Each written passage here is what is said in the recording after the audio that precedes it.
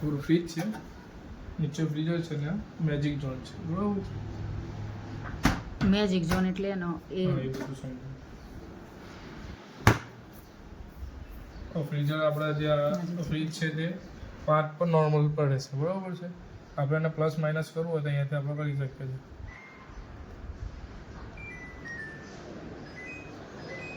આ રીતે આ ટચ કરી હા ડાયરેક્ટ થશે. હા ડાયરેક્ટ ઓટો સેટ કરો તો ને ઓટો સેટ કરી દેશો ઓટોમેટિક એના હિસાબે સેટ થઈ જશે, બહારના ટેમ્પરેચરના હિસાબે ચેન્જ કરવાની જરૂર એટલે આપણે આ ટચ કરીને પછી આમાંથી સેટિંગ કરવાનું છે. આ ઓન હશે ને તો ચેન્જ કઈ વસ્તુ નહીં થાય, ઓટો જ થશે. ઓટો સેટ છે જો લખેલું છે ઓટો રહેશે ને તો કોઈ ચેન્જ નહીં થાય. ઓટો પર પહેલાં હટાવવું પડશે આપણને, પછી ચેન્જ કરવાનું. આ રીતે જેમ ઉપર જશે એમ કુલિંગ વધી જશે. એક ઉપર ફૂલ થઈ જશે, આ બંધ થઈ જશે ને આપણે લો થઈ જશે.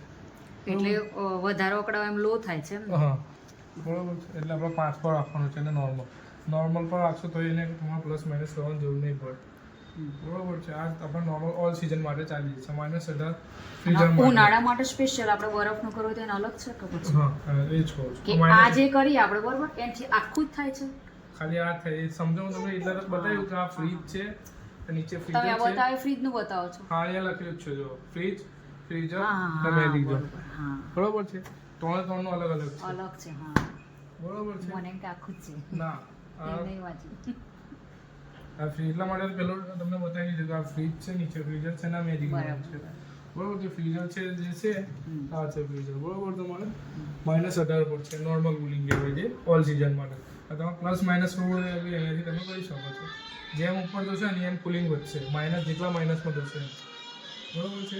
માઇનસ સારી કુલિંગ છે, જલ્દી બરફ થઈ જાય એમ. હા એકદમ ફૂલ થઈ જશે -40 પર, બરાબર. અને એકદમ લો થઈ જશે.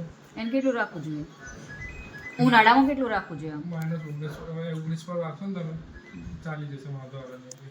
અને આખો દિવસ આપણે આ ફ્રીઝર વપરાય ના બરોબર, ખાલી બરફ કરી રાખો, મૂકી જ રાખો છે અંદર એક તો ખાલી. તો એટલે શું અંદરનું આ તો ખોલવાનું જ નથી, આપણે બરફ મૂકવો છે બરોબર. હા તો આપણે એને બહુ યુઝ નહીં કરતા, તો આમ લાસ્ટ રાખવું હોય તો ખાલી બરફ પીગળી ના જાય એના માટે રાખવું હોય. -18 પર તો 18 કે 19 પર. હજી હું કરીને જાઉં છું જે ચેન્જ કરવાની જરૂર નથી, પણ તમે આપણે શીખી લેવાનું કે કામ લાગે આપણને. હા જેમ ઉપર જઈશું જેટલા માઇનસમાં જશે એમ કુલિંગ ફાસ્ટ થશે ફ્રીઝરમાં.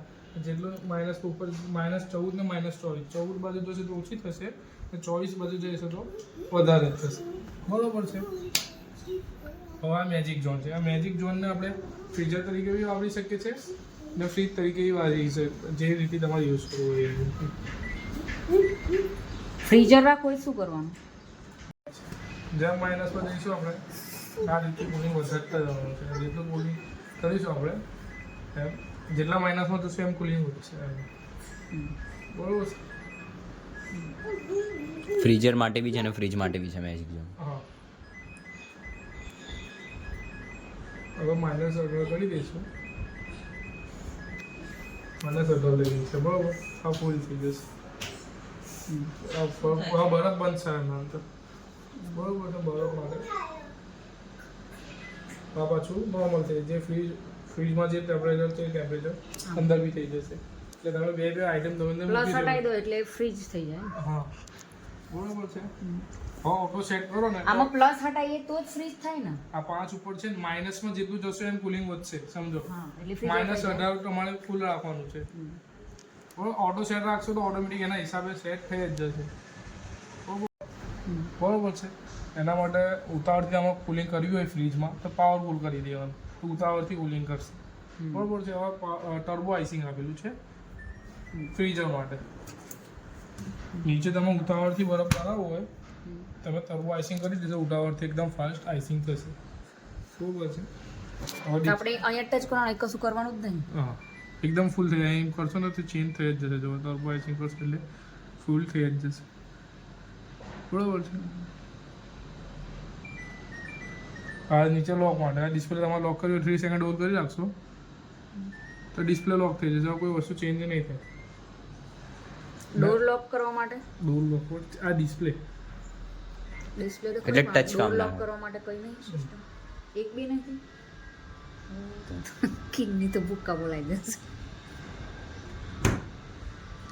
મને કે આનું છે